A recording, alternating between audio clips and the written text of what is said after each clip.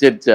దానివల్ల ఏమవుతుందంటే పవన్ కళ్యాణ్కి చంద్రబాబు మధ్య ఏమన్నా గొడవలు జరుగుతున్నాయా అంటే ఒక పవర్ వార్ అంటాం, పవర్ వార్ జరుగుతుందా? ఇక్కడ 2 రకాలు ఉన్నాయండి. ఒకటి పవన్ కళ్యాణ్ పవర్ స్ట్రక్చరు వేరు, చంద్రబాబుది వేరు. చంద్రబాబు ఏంటంటే ఆయన ఒక లాంగ్ టర్మ్ ప్రణాళిక దృష్టిలో పెట్టుకొని షార్ట్ టర్మ్లో కాంప్రమైజెస్కి సిద్ధమవుతాడు ఆయన. పవన్ కళ్యాణ్ ఏంటంటే పవన్ కళ్యాణ్కి కాంప్రమైజ్ అవ్వాల్సిన అవసరం ఇప్పుడు లేదు. పవన్ కళ్యాణ్కి కూడా short term goal, long term goals ఉంటాయి. ఎవరికైనా రాజకీయాల్లో ఈ 2 ఉంటాయి. వాటిని స్ట్రాటజీ అండ్ టాక్టిక్స్ అంటారు. అంటే షార్ట్ టర్మ్ ప్లాన్స్ని టాక్టిక్స్ అంటారు, లాంగ్ టర్మ్ ప్లాన్స్ని స్ట్రాటజీ అంటారు. ఇది వార్ఫేర్లో నుంచి వచ్చిన టెర్మినాలజీ. కమ్యూనిస్టులు కూడా వాడుతుంటారు దీన్ని.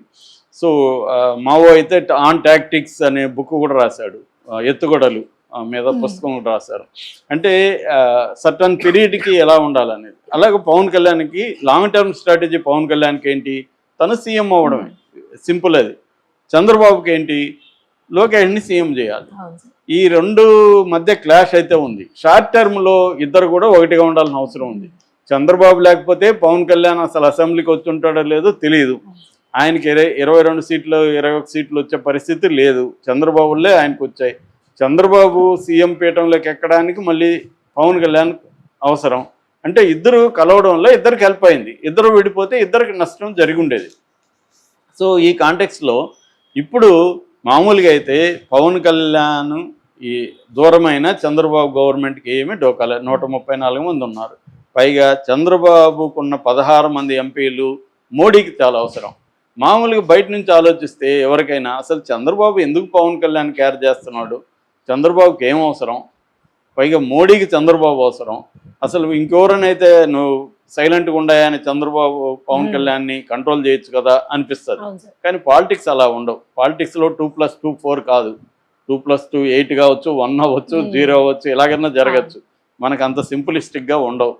ఇక్కడ ఏంటంటే చంద్రబాబుకి మళ్ళీ నెక్స్ట్ గెలవాలంటే సొంతంగా పోటీ చేసే ధైర్యము లేదు.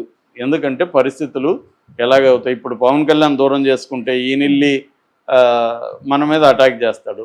జగన్ ఈయన ఇద్దరు కలిసి అటాక్ చేస్తే ప్రజల్లో వ్యతిరేకత వస్తుంది. ముఖ్యంగా పవన్ కళ్యాణ్ అటాక్ చేస్తే ఎక్కువ వస్తుంది. ఎందుకంటే పక్క నుండి వెళ్ళాడు కదా. సో అనేక విషయాలు పోయి చెప్తాడు. ఇది ఒక డేంజరు. రెండోది మోడీ రేపొద్దున ఈ 16 వద్దు నేను వేరే రకంగా మేనేజ్ చేసుకుంటాను కానీ అనుకున్నాడు అనుకో, ఇంకా డేంజరు. అప్పుడు జగన్ మోడీతో చేరుతాడు. రేపొద్దున మనకు అధికారం కూడా పోయిందనుకో. ఎందుకంటే ఎంపీలని మోడీ లాగేసుకునే అవకాశం కూడా ఉంది. ఈ 16 మందిలో ఎంతమంది జంప్ అవుతారో కూడా తెలియదు. మోడీ లాగేసుకోవచ్చు. ఇవన్నీ జరిగితే రేపు మళ్ళీ మనకు ప్రమాదం. మళ్ళీ మనకి ఏదో ఒక ఆల్రెడీ కేసులు ఉన్నాయి.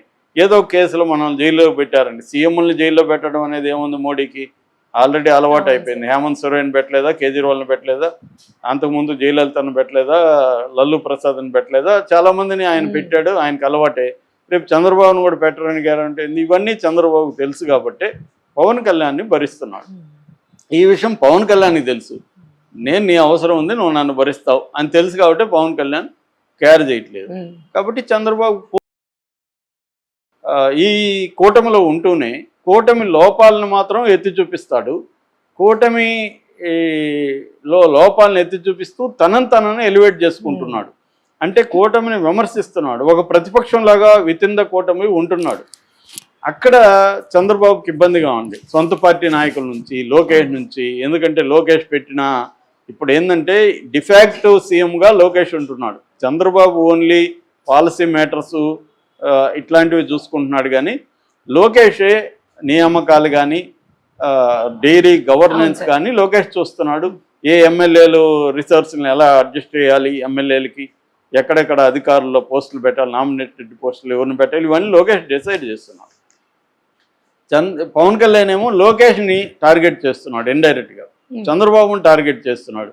ఈ గవర్నమెంట్లో ఉండే మినిస్టర్ని టార్గెట్ చేస్తున్నాడు. మనం చూసాము అనితని డైరెక్ట్గానే చేస్తున్నాడు. నిజానికి పవన్ కళ్యాణ్ ఒక మామూలు మంత్రి లెక్క ప్రకారం కాన్స్టిట్యూషనల్. అతను డిప్యూటీ సీఎం అనేది కాన్స్టిట్యూషనల్ పదవి కాదు, అది ఓన్లీ అలంకరణ. కానీ ఆయన ఒక రాజ్యాంగేతర శక్తిలాగా ఈ దీంట్లో ఉంటున్నాడు. పైగా తన ఇమేజ్ని పెంచుకుంటున్నాడు. తను బీజేపీతో మరింత క్లోజ్ అవుతున్నాడు. నేషనల్ వైడ్ కూడా ఫోకస్ అవుతున్నాడు. ఈ సనాతన ధర్మ ఈ యాత్ర ఇప్పుడు సౌత్ ఇండియాలో ముఖ్యంగా తమిళనాడు కేరళలో ఆయనేమో ఇది నా వ్యక్తిగతం అంటున్నాడు, కానీ మనం నమ్మట్లేదు, ప్రజలు ఎవరు నమ్మట్లేదు ఆయన వ్యక్తిగతం అంటే. మనం ఏమనుకుంటున్నాము, ప్రజలు మనం ఉంటే అందరూ ఏమనుకుంటున్నారు, నేను ఒకటే కాదు చాలా మంది అని చెప్పడానికి చెప్తున్నాను. ఏమనుకుంటున్నారంటే ఈయన సౌత్ ఇండియాలో ఎలక్షన్లు, ముఖ్యంగా కేరళ తమిళనాడులో నెక్స్ట్ ఇయర్ ఎలక్షన్లు ఉన్నాయి, ఈ ఎలక్షన్ల కోసమే తన పరపతి పెంచుకోవడానికే ఈయన ఈ టూర్ వేశాడు అనేది అందరూ నమ్ముతున్నారు. ఆయన కాదన్నా అవునన్నా ఆయన బెదిరిస్తున్నాడు కూడా, మీరు సోషల్ మీడియాలో ఇవన్నీ రాస్తే నేను కఠినంగా వ్యవహరిస్తాను. వ్యవహరించిన ప్రజల అభిప్రాయాల్ని ఆయన మార్చలేడు కదా, ప్రజలకు కూడా అభిప్రాయాలు ఏర్పరచుకునే హక్కు డెమోక్రసీలో ఉంది, ఎక్స్ప్రెస్ చేసే హక్కు ఉంది. ఆయన వ్యక్తిగతం అని చెప్తే ప్రజలు దాంతో విభేదించే హక్కు ప్రజలకు కూడా ఉంటుంది. ఇది వ్యక్తిగతమైన టూర్ అని ఆయన చెప్పినప్పటికీ దీని వెనక అజెండా ఉంది అనేది తెలుగుదేశం వాళ్ళు కూడా నమ్ముతున్నారు. ఆయనేమో ఈ ప్రభుత్వాన్ని విమర్శిస్తూ తను ఎలివేట్ అవుతుంటే మీరేం చేస్తున్నారు అన్న ఒత్తిడి తెలుగుదేశం కేడర్ నుంచి కూడా వస్తుంది.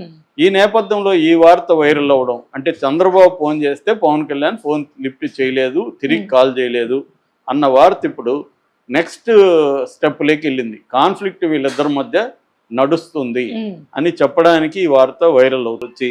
తీసుకెళ్లారని రకరకాల వార్తలు వస్తూనే ఉన్నాయి. ఎందుకంటే తెలుగుదేశం మీడియాకి వల్లభనేని వంశీ, కొడాలి నాని అరెస్ట్ అనేది వెరీ ఇంపార్టెంట్ కేడర్ కూడా. బట్ చంద్రబాబు టైమింగ్ కోసం వెయిట్ చేస్తున్నట్టుగా మనకు కనబడుతుంది. నేను గతంలో కూడా చెప్పినాను, ఏ పని ఎప్పుడు చేయాలనేది కూడా వెరీ ఇంపార్టెంట్ పాలిటిక్స్లో. సో అలాగా చంద్రబాబు ముందుగా 2-3 రకాల పనులు స్టార్ట్ చేశాడు రివెంజ్ పాలిటిక్స్లో భాగంగా. ఒకటేమో వైసీపీ ఉన్న టైంలో అధికారులు ఎవరైతే తెలుగుదేశం వాళ్ళని ఇబ్బందులు పెట్టారో వాళ్ళ మీద టార్గెట్ చేయడం నెంబర్ 1. ఇప్పటికి కూడా 59 మంది డిఎస్పీలు వాళ్ళని పదవులకి ఇవ్వట్లేదు. అట్లాగే చాలామంది అధికారులు కూడా